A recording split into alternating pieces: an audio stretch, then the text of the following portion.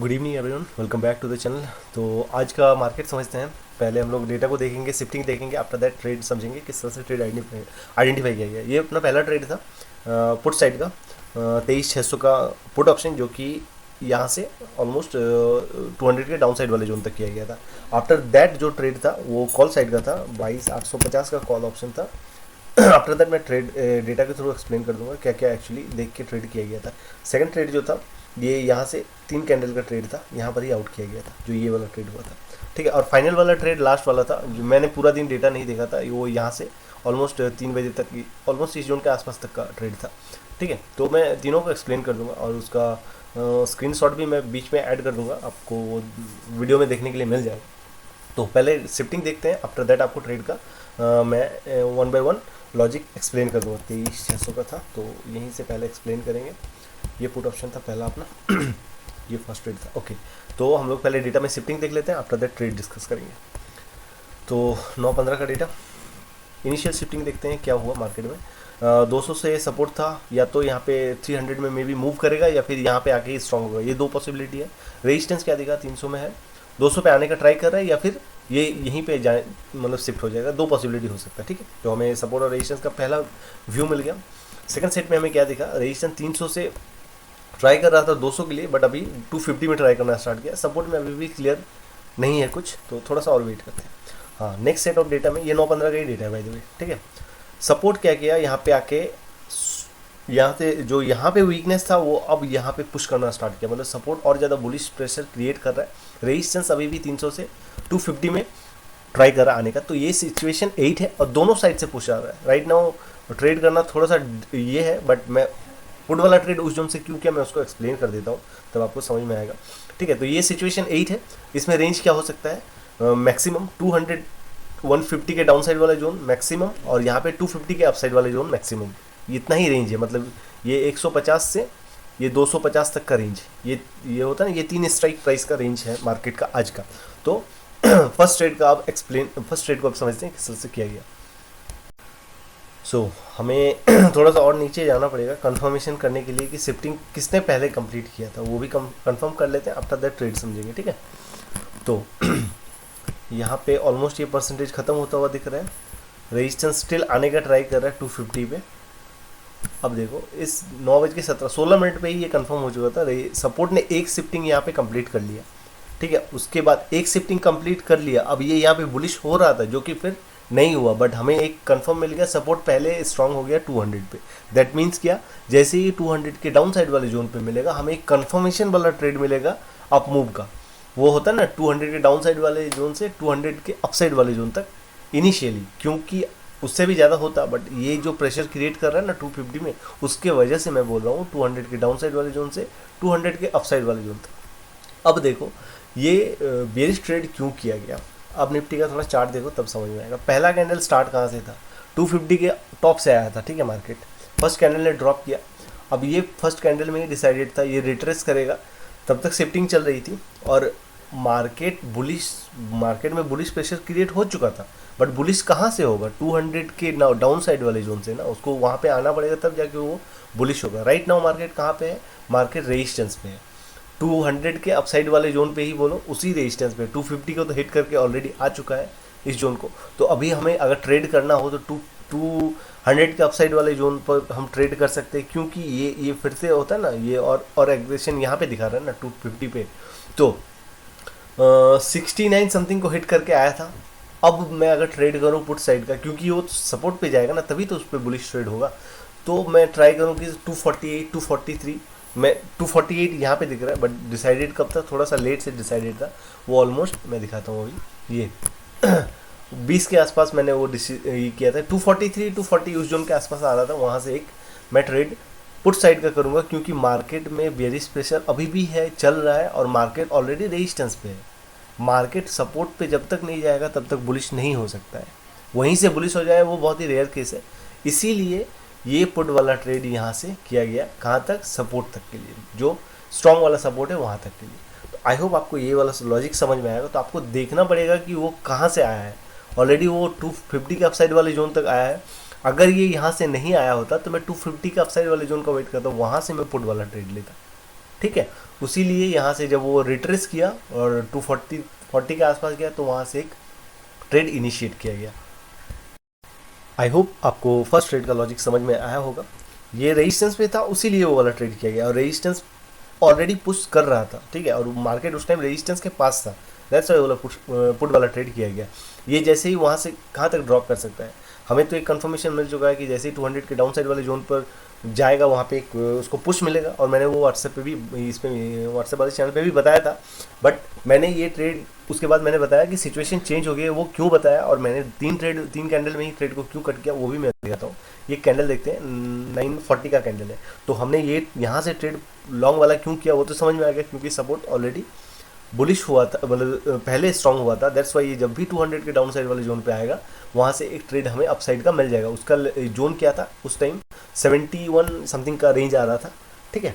तो उसी लिए ये सेकंड ट्रेड यहाँ से किया गया और ये 3 कैंडल पे ही आउट कर दिया गया। रीज़न मैं एक्सप्लेन करता हूँ। तो 9 बजे ये कैंडल है, 9:40 का, 9:40 का डेटा देखते हैं।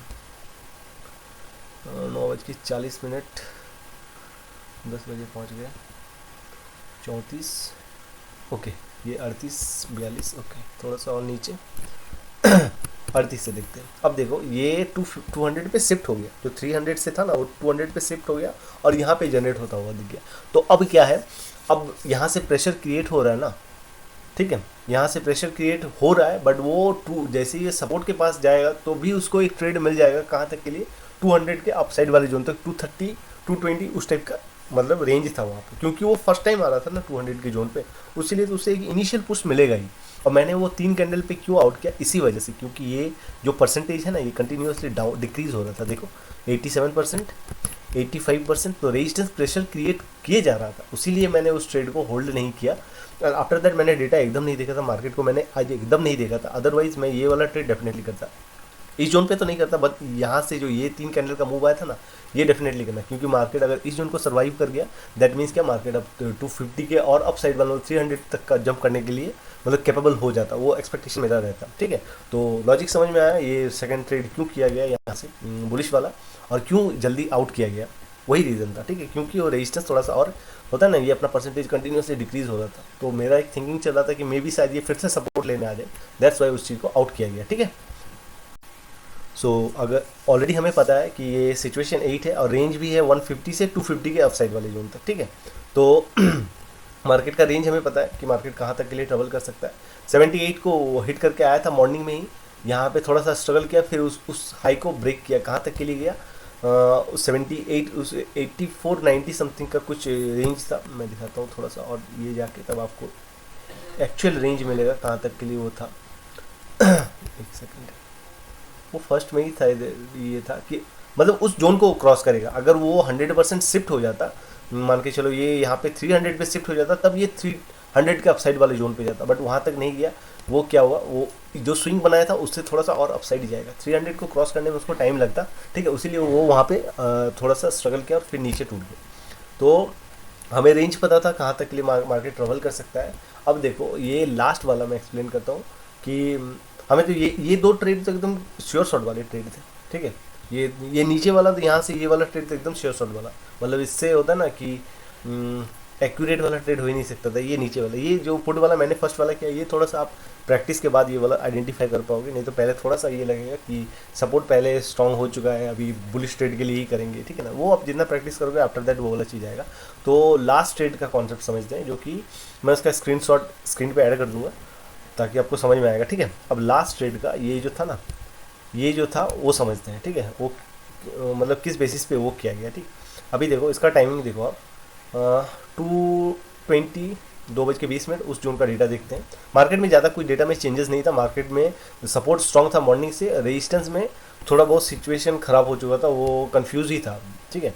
तो 2:20 का डेटा देखते हैं, तो आपको थर्ड ट्रेड का मैं मतलब एक्सप्लेन कर पाऊँगा, तब आपको समझ में आएगा क्यों किया गया, और आपको उसी तरह से अप्रोच करना है, तब जाके आप चीज़ों को समझ पाओगे। 2:19, ओके, तो 2:19 वाला डेटा है ये वाला, समझते हैं थोड़ा क्या सीन अभी है। अब देखो 200 में तो स्ट्रांग हो गया था 300 में उसका जो स्टिल अभी ये होता है ना कि परसेंटेज मतलब इंक्रीज डिक्रीज होते ही जा रहा था, बट एक चीज़ जो कंफर्म था क्या है, ये 200 पे जो सपोर्ट स्ट्रांग हुआ था वो कंटिन्यूसली स्ट्रांग ही था। दैट मीन्स क्या, मार्केट रेजिस्टेंस पे तो गया, ठीक है, यहाँ पे टॉप लगाया उसने। अब हमें कंफर्मेशन वाला अगर ट्रेड करना हो तो हमें सपोर्ट का वेट करना पड़ेगा। और हमेशा एक चीज़ याद रखना, मार्केट में जैसे आज तो शिफ्टिंग चेंज कुछ भी नहीं हुआ था सपोर्ट साइड में, सपोर्ट साइड में एक भी शिफ्टिंग और चेंज नहीं हुआ था, वो 200 में स्ट्रांग था तो स्ट्रांग ही था।